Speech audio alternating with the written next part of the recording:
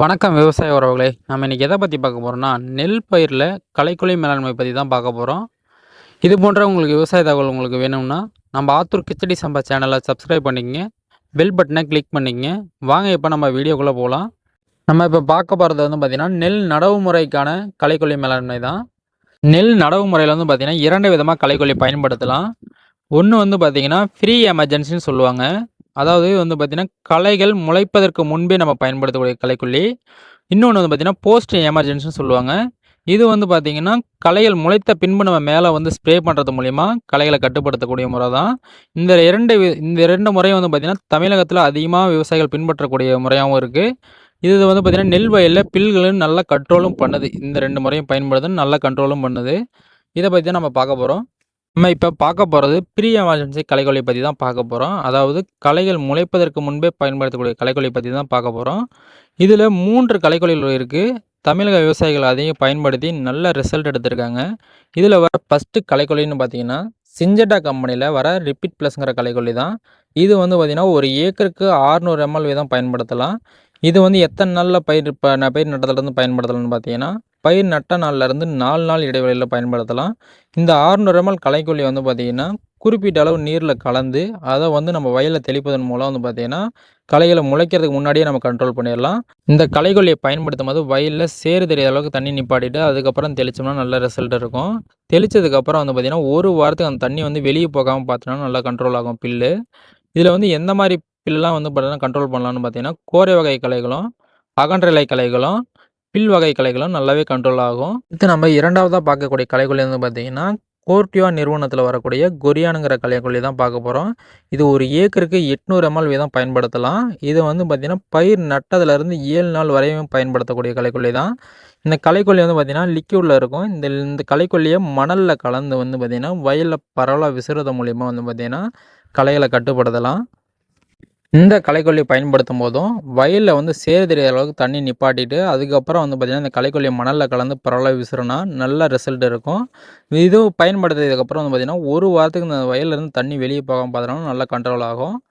இத வந்து பயன்படுத்தியதன் மூலியமா வந்து பார்த்தீங்கன்னா, அகன்ற இலை களைகள், கோரை வகை களைகள், கொடி வகை களைகள், ப்ளஸ் வந்து பார்த்தீங்கன்னா, பில் வகை களைகள் எல்லாத்தையுமே வந்து கண்ட்ரோல் பண்ணலாம். நல்ல ரிசல்ட் இருக்கக்கூடிய களைக்கொல்லி தான் இது.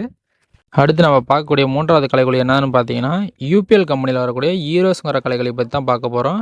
இது ஒரு ஏக்கருக்கு 4 கிலோ வீதம் பயன்படுத்தலாம். இது எத்தன நாள்ல பயன்படுத்தலாம்னு பார்த்தீங்கன்னா, பயிர் நட்டு 3 நாள்ல இருந்து 7 நாளுக்குள்ள பயன்படுத்தணும். இந்த களைக்கொல்லிய வந்து பார்த்தீங்கன்னா, யூரியா கலந்து வந்து பார்த்தீங்கன்னா, விசுறுவது மூலியமா வந்து பார்த்தீங்கன்னா, களைகள கட்டுப்படுத்தலாம். இந்த களைக்கொல்லி பயன்படுத்தும்போது வந்து பார்த்தீங்கன்னா, வயல்ல சேறு தெரியாத அளவுக்கு தண்ணி நிப்பாட்டிட்டு, அதுக்கப்புறம் பயன்படுத்தினீங்கன்னா நல்ல ரிசல்ட் இருக்கும். இதுலயும் வந்து பார்த்தீங்கன்னா, பில் வகை களைகள், கோரை வகை களைகள், அகன்ற இலை களைகள்லாம் அருமையா கண்ட்ரோல் ஆகும்.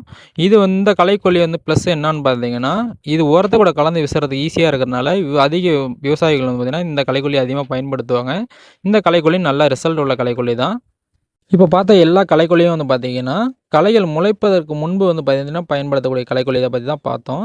அடுத்து நம்ம பார்க்கக்கூடிய களைக்கொல்லி வந்து பார்த்தீங்கன்னா, போஸ்ட் எமர்ஜென்சி களைக்கொல்லி. அதாவது களைகள் முளைச்சதுக்கு அப்புறம் வந்து பார்த்தீங்கன்னா, பயன்படுத்தக்கூடிய களைக்கொல்லி பத்தி தான் பார்க்க போறோம். இதில வந்து பார்த்தீங்கன்னா, 2 களைக்கொல்லிகள் வந்து பார்த்தீங்கன்னா, தமிழகத்தில சிறந்த ரிசல்ட் கொடுக்கக்கூடிய களைக்கொல்லியா இருக்கு. ஃபர்ஸ்ட்டு பார்க்கக்கூடிய களைக்கொல்லி என்னதுன்னு பார்த்தீங்கன்னா, பேயர் கம்பெனி வரக்கூடிய கவுன்சில் ஆக்டிங்கிற களைக்கொல்லிய பத்தி தான் பார்க்க போறோம். இத வந்து பார்த்தீங்கன்னா, ஒரு ஏக்கருக்கு 90 கிராம் வீதம் பயன்படுத்தணும் நல்ல ரிசல்ட் இருக்கும். இத வந்து எத்தன நாள்ல பயன்படுத்தலாம்னு பார்த்தீங்கன்னா, பயிர் நட்டதிலிருந்து 15லிருந்து 20 நாள். அதாவது களைகள் வந்து 2 இலையிலிருந்து 4 இலை ஸ்டேஜில இருக்கும்போது மேல ஸ்ப்ரே பண்ணோம்னா, நல்லாவே களைகள கட்டுப்படுத்தலாம்.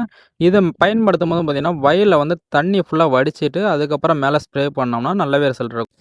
இது பயன்படுத்திய பிறகு வந்து பார்த்தீங்கன்னா, 2 நாளைக்கு அப்புறம் வயல்ல தண்ணி விடலாம். இது எந்த மாரி களைகள்லாம் கண்ட்ரோல் பண்ணுதுன்னு பார்த்தீங்கன்னா, கோரை வகை களைகள், அகன்ற இலை களைகள், பில் வகை களைகள் எல்லாத்தையுமே நல்லாவே கண்ட்ரோல் பண்ணும்.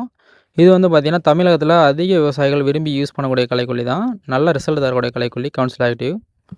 அடுத்து நம்ம பார்க்கக்கூடிய 2வது களைக்கொல்லி என்னதுன்னு பார்த்தீங்கன்னா, பிஐங்கிற கம்பெனியில வரக்கூடிய நாமினி கோல்டுங்கிற களைக்கொல்லி பத்தி தான் பார்க்க போறோம். இது மேக்ஸிமம் எல்லா விவசாயிகளுக்கும் தெரிஞ்ச களைக்கொல்லி தான். இது வந்து பார்த்தீங்கன்னா, ஒரு ஏக்கருக்கு 150 ml வீதம் பயன்படுத்தணும் நல்ல ரிசல்ட் இருக்கும். இது எத்தன நாள்ல பயன்படுத்தலாம்னு பார்த்தீங்கன்னா, பயிர் நட்டதிலிருந்து 15லிருந்து 20 நாள் அந்த ஸ்டேஜில வந்து பயன்படுத்தினோம்னா, நல்லாவே ரிசல்ட் இருக்கும். அதாவது களை வந்து 2 இலையிலிருந்து 4 இலை ஸ்டேஜில இருக்கும்போது மேல ஸ்ப்ரே பண்ணோம்னா, நல்லாவே இப்போ களைகளை கட்டுப்படுத்தும். இது எந்த மாதிரி களைகள்லாம் கட்டுப்படுத்துதுன்னு பார்த்தீங்கன்னா, அகன்ற இலை களைகளையும், பில் வகை களைகளையும் நல்லாவே கட்டுப்படுத்தும். இது கூட வந்து பார்த்தீங்கன்னா, அல்மிக்ஸுங்கிற மருந்து வந்து ஒரு ஏக்கருக்கு 8 கிராம் அந்த வீதம் வந்து பார்த்தீங்கன்னா, இது கூட கலந்து பயன்படுத்துவதன் மூலயமா வந்து பார்த்தீங்கன்னா, கோரை வகை களைகளுமே நல்லா கண்ட்ரோல் பண்ணலாம். பொதுவாகவே இந்த களைக்கொல்லி வந்து பார்த்தீங்கன்னா, எல்லா ஏரியாவிலையும் எல்லா ஏரியா அக்ரோவிலையும் கிடைக்கக்கூடிய களைக்கொல்லி தான். இது நாமினிகோளுங்கிற பேரில் கேட்டு பாருங்கள், கிடைச்சா பாருங்கள். இல்லைன்னா வந்து பார்த்தீங்கன்னா, இந்த களைக்கொல்லி வெவ்வேறு பேர்லேயும் வெவ்வேறு கம்பெனிலையும் கிடைக்கக்கூடிய களைக்கொல்லி தான். கேட்டு பார்த்துட்டு இந்த களைக்கொல்லி வாங்கி யூஸ் பண்ணுங்கள். நல்லாவே ரிசல்ட் இருக்கும், செம்ம ரிசல்ட் இருக்கும். சரிங்களா? அவ்வளோதாங்க நெல் பயிர் சாகுபடியில் களைக்கொல்லி மேலாண்மை.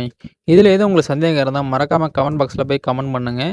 மறக்காமல் நம்ம ஆத்தூர் கிச்சடி சம்பா சேனலில் மறக்காமல் சப்ஸ்கிரைப் பண்ணிங்க, பெல் பட்டனை கிளிக் பண்ணிங்க. அப்படின்னா தான் நான் போடுற ஒவ்வொரு வீடியோ உங்களுக்கு ஒன்றுக்கு ஒன்றே வந்து சேரும். அனைத்து விவசாய உறவுகளுக்கும் நன்றி.